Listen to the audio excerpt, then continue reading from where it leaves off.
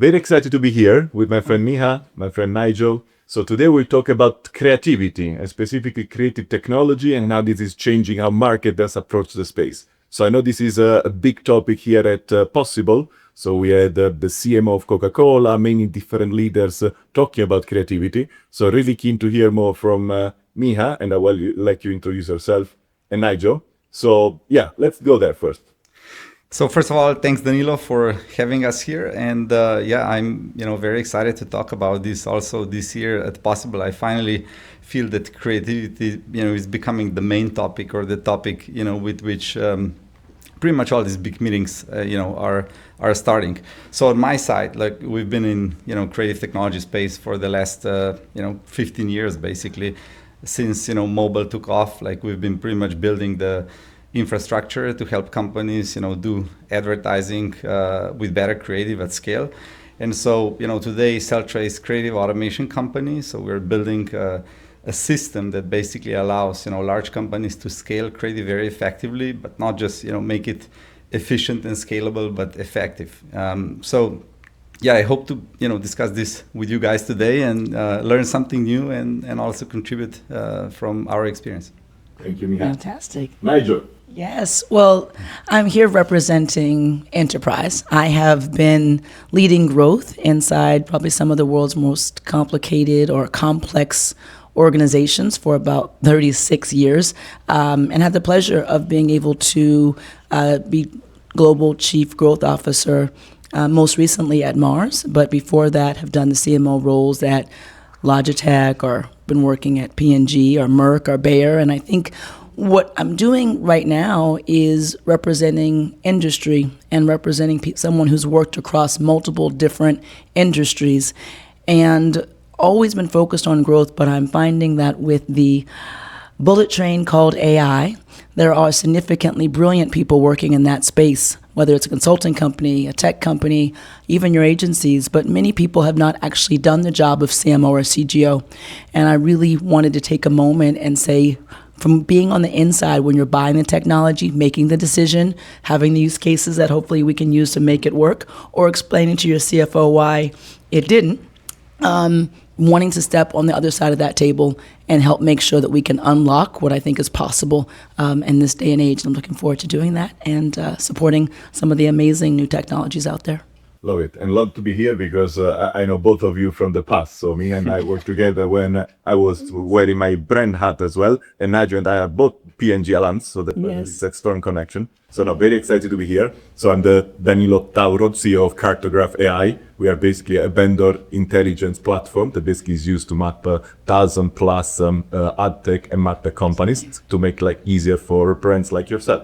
So getting started. So maybe Najoh, starting with your experience, because you have so much experience with brands. So if you look at the problem, so creative today, so what is the bottleneck? Where is the supply chain broken? What are the key things that give you basically, they keep you awake at now? So I wanted to qualify it, which is because we're here at Possible, I just had an amazing experience at a CMO lab just yesterday with some of the top CMOs around the world who were managing from one brand to call it maybe 50 brands, from maybe $1 billion to $100 billion. And what I thought was really interesting is while we do talk about the bottleneck around creativity, it is really often just a mask for the challenges that we have inside of our own companies around infrastructure. So what we call a creative problem is usually often a human problem, or it's the problem of our operating model to be able to unlock what probably is already great creative. And so I think it's very similar to what we say about the technology. The technology is rarely the issue. It's the humans that get in the way that we need to unlock to make sure that any of these great technologies can work and ultimately drive growth. Yeah, I love it because basically Najoh is running the train, Miha is building the rails for the train. So Miha, as a creative tech, CEO and expert, so can you tell us more about the bottleneck that you see from your side, working with different clients? Yeah, I very much agree with you. It's the operating model. It's like the most difficult, part of like any transformation process that we've been involved in, and also it reflects how what basically technology can do from outcomes perspective. You can have the same tech and two very different outcomes. So I would say that majority of the organizations, large organizations, they're still treating creative as a fragmented process. You have many teams, obviously huge complexities, so there's like media team, there's creative team, there's like brand teams, market teams, agencies, and so usually it's all kind of sequenced out. There's a process that basically is running on a certain sequence, and just like the alignment and kind of like getting everyone on board with a new operating model and basically like new set of metrics and kind of like like simplifying the coordination between this different kind of like parties is what really kind of like either makes it or breaks the whole kind of like transformation. And so we were trying to figure out how to basically help organizations to make this transition as easily as possible. And I love that we are already 5 minutes into the conversation and we didn't use the magic word. Yes. AI. So I think you mentioned at the beginning, but I will connect it to the operating model. So Miha, maybe a question, just staying there for a second. When people think about creative and AI, they think about these cool tools for, Gen AI, video production, et cetera, et cetera. My understanding, talking to many brands and technology companies, that it's much more than that. So there is workflow, there are agents. Can you tell us a bit more about how AI is actually used in the creative space? Yeah, I mean, first of all, I do think that, these models are really magical, basically, and they're getting so much better.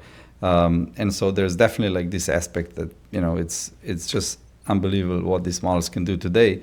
But again, then just like thinking about, what's kind of really the big change with the AI. It's definitely that when you get into the agentic workflows and building agents, like it's not just that a model can actually give you an answer immediately, but it's actually that AI starts executing more kind of complex workflows. And so this is the big change, because it's not about like tech getting better and tech just being a tool for people to be more efficient, but it's actually like the work is getting done by the AI, right? Which is like big organizations, it's mostly about coordinating like thousands of people, and that's really kind of like a lot of people don't appreciate how difficult it is to build such systems.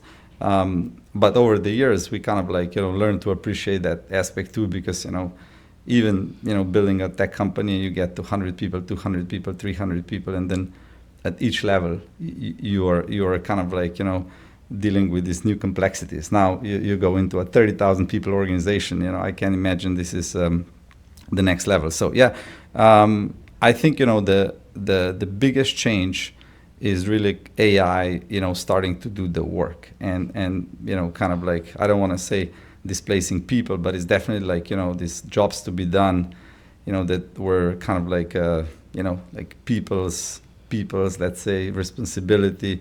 AI is taking over this for sure, and hopefully we'll be able to kind of orchestrate this AI. That's my hope, that's my positive hope for the future. Tedious tasks, which is the tedious, boring, not just tedious, also strategic. But I think that, like, again, in a positive scenario, we'll somehow be able to kind of like stay on top and kind of like put guardrails and and compliance and things that obviously like need to be thought out like on a higher level, like not even the big companies like legislation and everything else, but I'm excited for how basically like this agentic workflow, so connecting all this all these teams and processes, simplifying coordination, will totally change like what's possible. Yeah, I like it because hopefully exactly people leave this discussion with not just the Gen AI production. There is a workflow, there is there are processes, compliance, there is so much more. So Najoh, question to you now as a brand leader, and I love to ask this question to you specifically because you're a marketing leader, also you're chief growth officer, so there is the growth component. So when a company comes to you and says, hey, we have AI, what are the first things that you kind of think, the things that you want to hear, the things that you don't want to hear, the kind of red flags, green flags? Well, the first thing I'd say is I wish the companies who are saying that they've got AI came to me first. They often do not. They often are going to a CIO, a CTO, maybe a CDIO, depending on what company you've got, maybe even finance. There's a lot of people that a lot of the AI technology people go to before you get to the chief growth officer. And I do think that is a mistake. Every single person has a role. So that's not to say one's more important than not. But I often find that sometimes the technology has been purchased. The productivity has been promised. And then it comes to the chief growth officer or the CMOs to be able to unlock growth.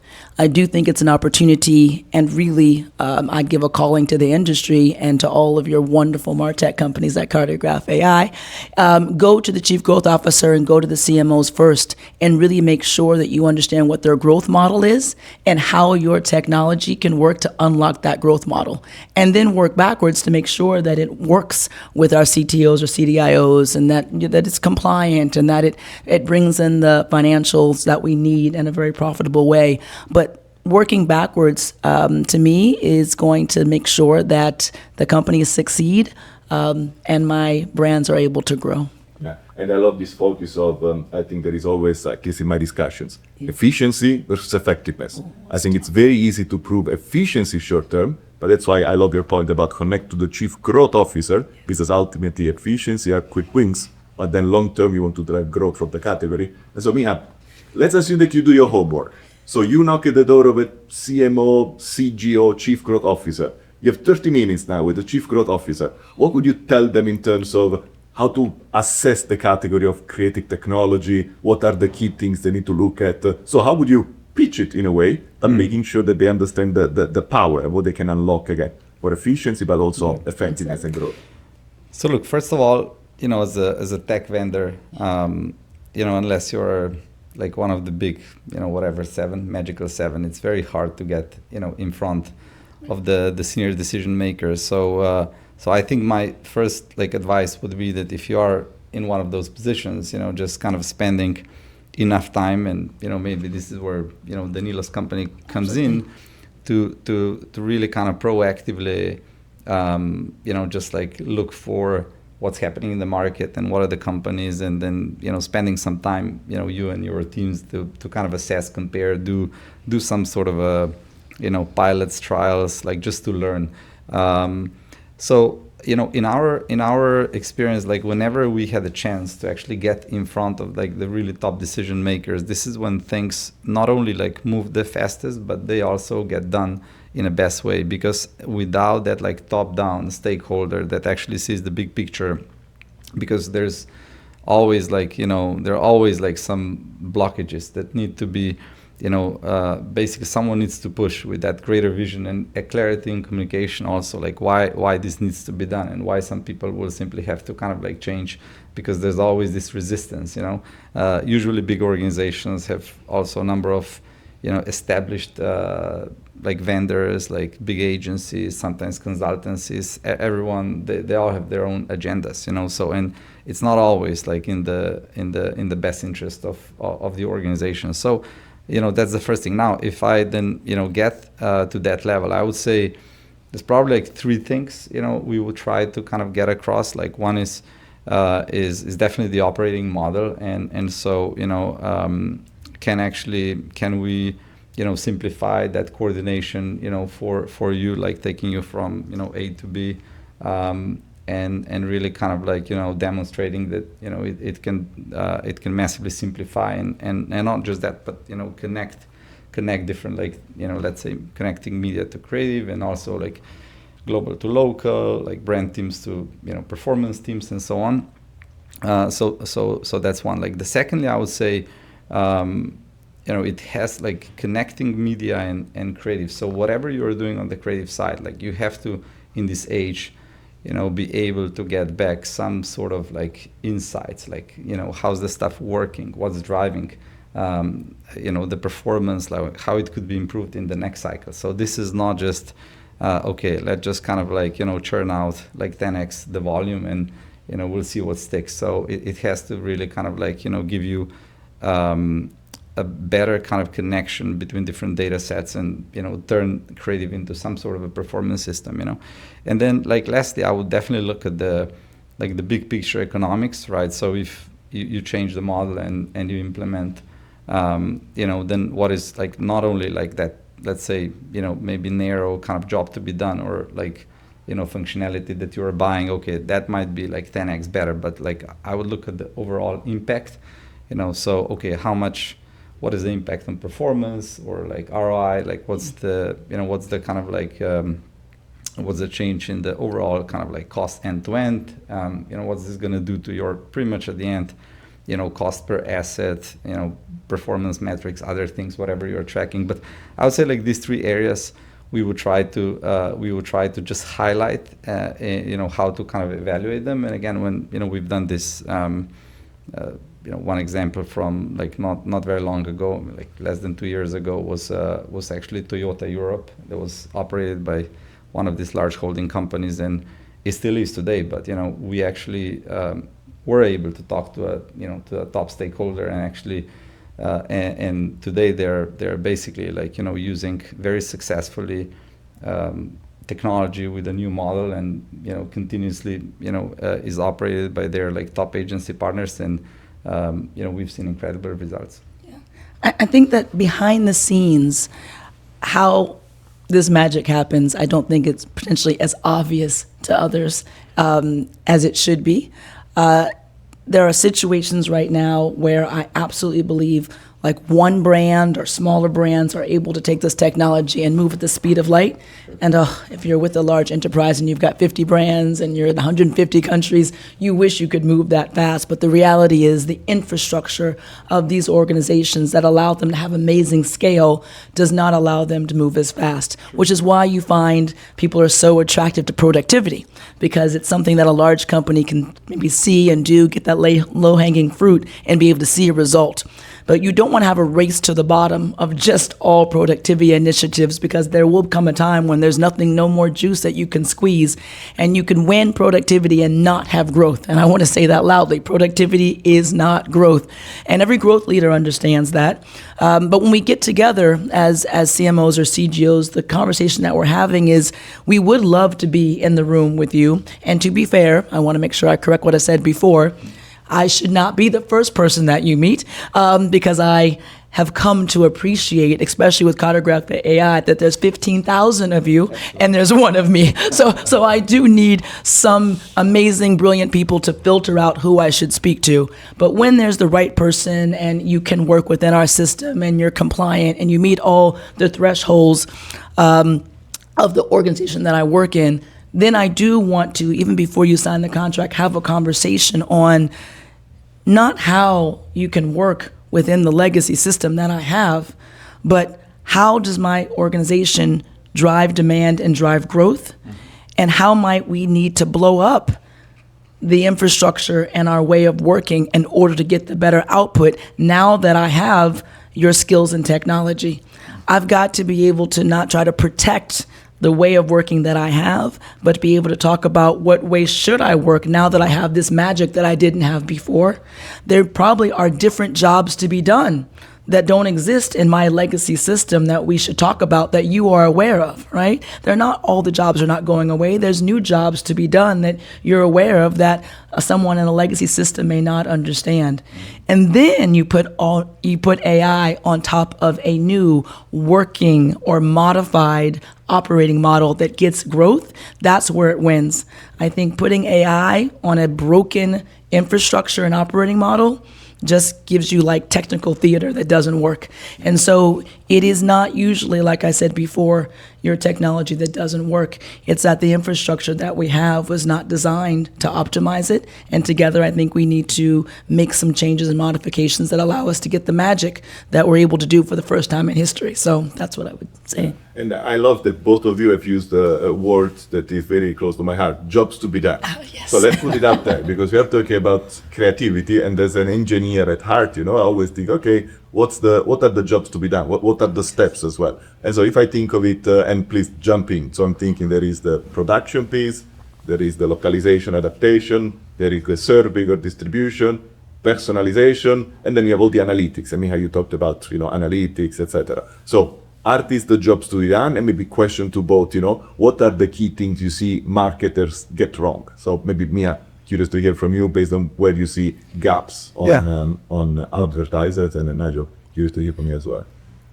I mean, on a high level, we think about this as a creative supply problem, right? So, I mean, you run a lot of like media across many different markets, and it's getting, more complex, not less complex, because obviously like the eyeballs, like where people are like willing to engage, like is very dynamic, is changing.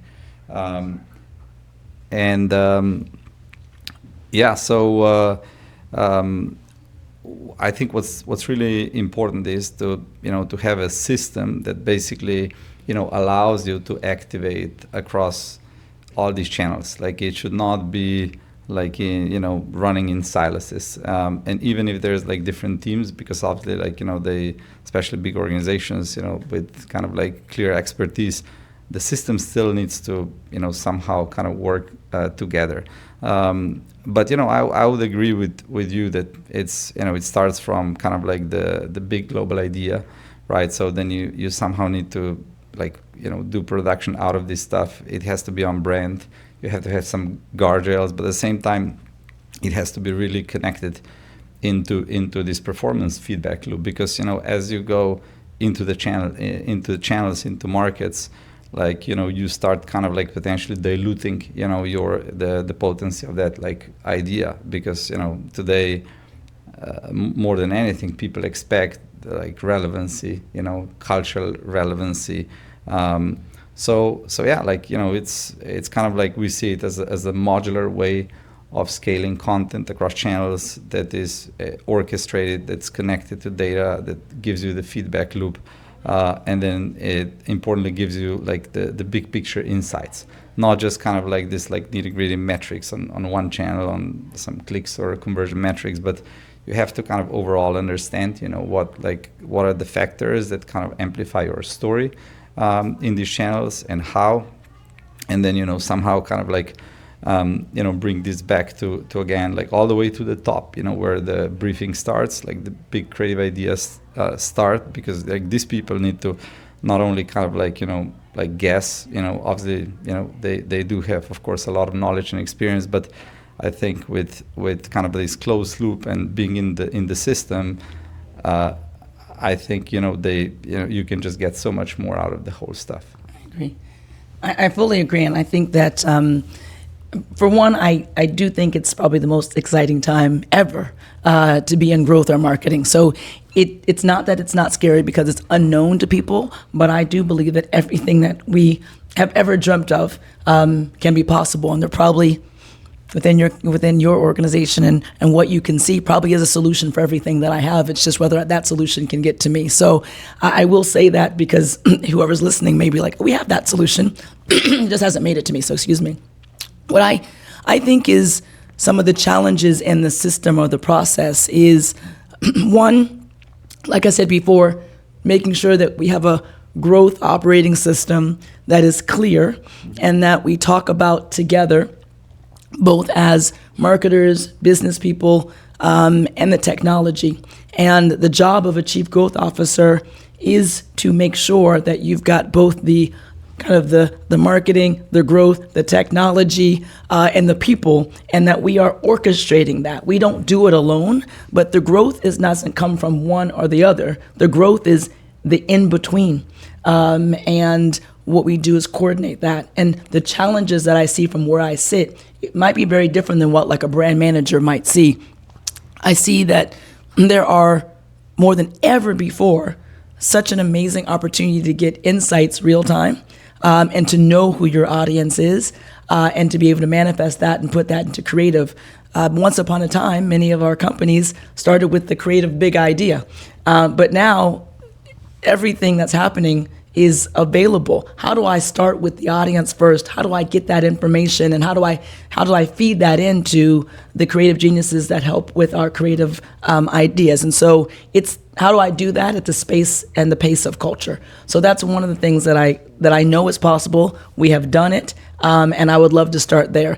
and I can go through every part of the supply chain. But then when we have the creative, which I think is not the problem, it's how do I adapt it in 170 different ways to 8,000 different channels at real time and do it at a cost that is feasible and acceptable. So I know that with AI that's possible. How do I have that integrated enough? And quite frankly, how can I put that at the fingertips, ideally, of the people who are closest to our audiences, which are typically our brand leaders? Does it have to always go to our agencies, or with AI, can it be at their fingertips so that they can quickly look, modify, and scale that at first? And that's just like 2 steps across the entire journey, like you said, from the idea to production to be able to distribute and get that feedback and have that loop coming back. I see opportunities every step of the way.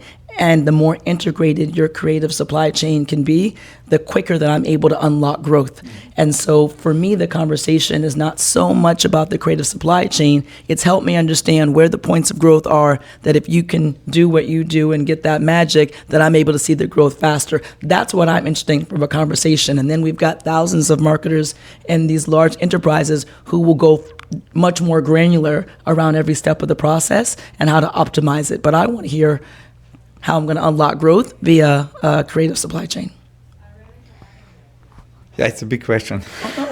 And by the way, I love this point because, as I was listening to both of you, it's also the yin and the yang, you're the technology leader, the brand leader. It requires the partnership, yeah. And I think one learning as I was listening to you is like, actually, it's not just technical integration. So it's not like how do you integrate the technology into a company from a technology standpoint, but really like change management, people, jobs to be done, growth. So I think this is a very interesting perspective. So technology companies need to kind of step up the game and make sure that they connect with chief growth officers, which I think is super interesting.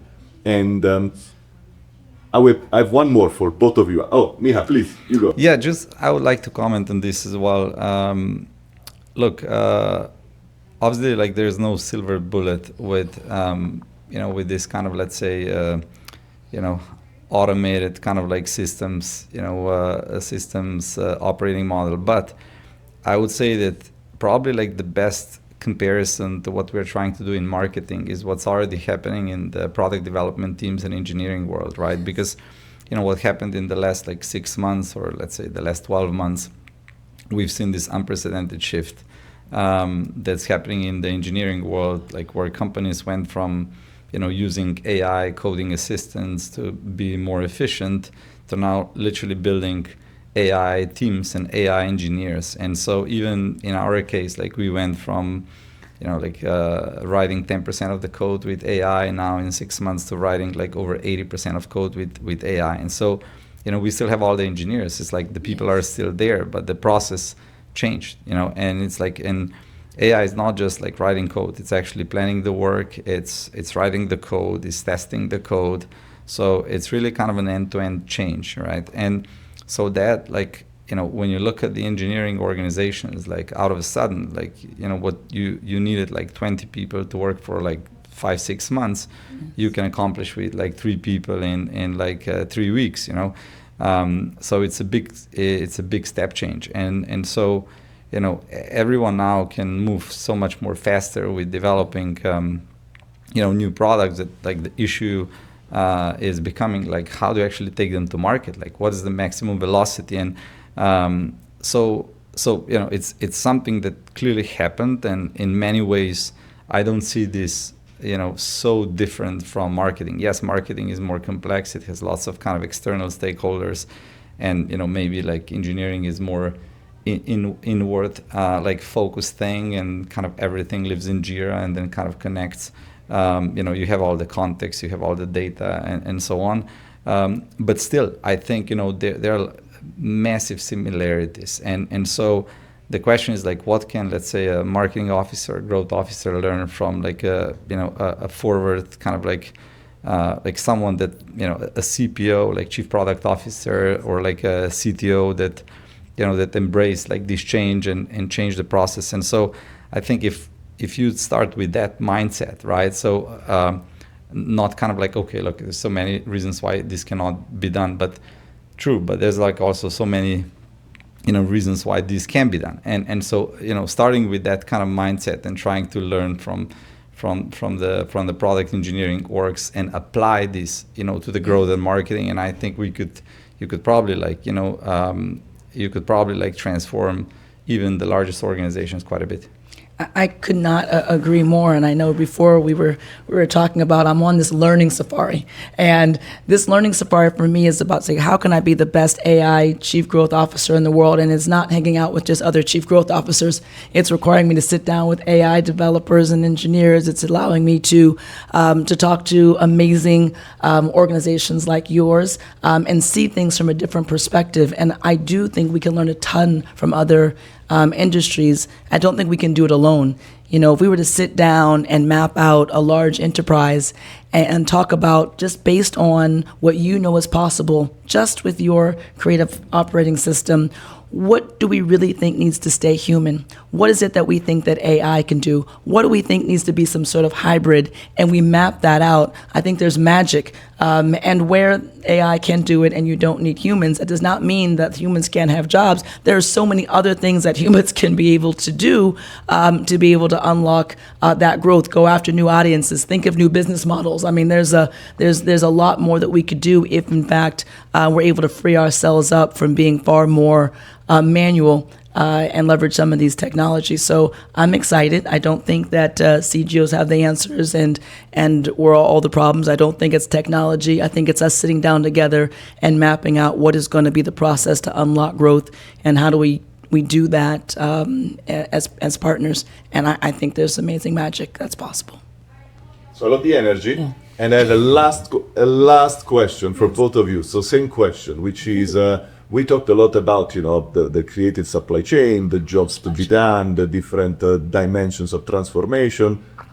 If you would need to, recommend a CMO, a chief growth officer, this is the one thing you need to do in the next 30, 60, 90 days. What would that one thing be? Because at some point we all need to start somewhere. So just curious to understand what is the first step they need to take in this journey, basically. Depends on where you start, but I would say learning Safari sounds very good to me. I think just kind of like trying to see what others are doing. Like what are the companies that basically got this right, and what are the key aspects of that success. And again, I think operating model definitely is probably among the top kind of things. But yeah, that's what I would say. And I think you touched on it before. The one thing that I would share, and by the way, I'm at the beginning of this learning safari, so invite me back. I'll be much wiser.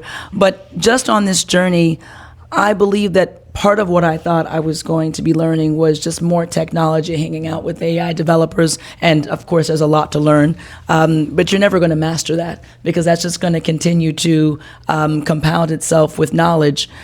What I believe a person should start with is around what leadership is required to be able to orchestrate this change.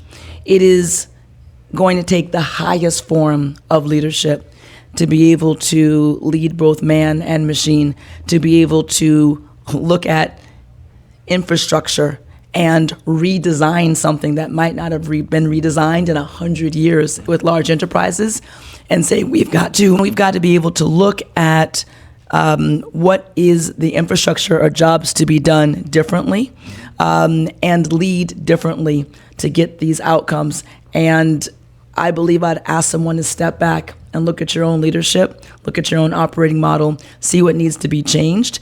And then AI should be an enabler to the operating model, but putting it on top, like I said, is just going to lead to technical theater, not the growth that we need. So start with your leadership.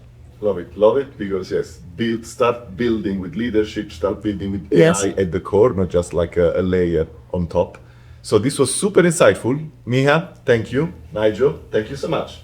Thank you. Thank you for having us. And I do want to say, not that it's a commercial or a plug for CartographAI, but I have absolutely, because we're here at Possible, been overwhelmed by the amount of MarTech companies that there are. There really are thousands to one of us as marketers. And so I believe that anyone or any organization that can help filter that so that marketers can find out the right technology for them is great for them, but it is actually great for us. So I appreciate what you're doing, and I appreciate giving me a chance to meet a really wonderful potential partner. So thank you. I'll take the comment. Yeah.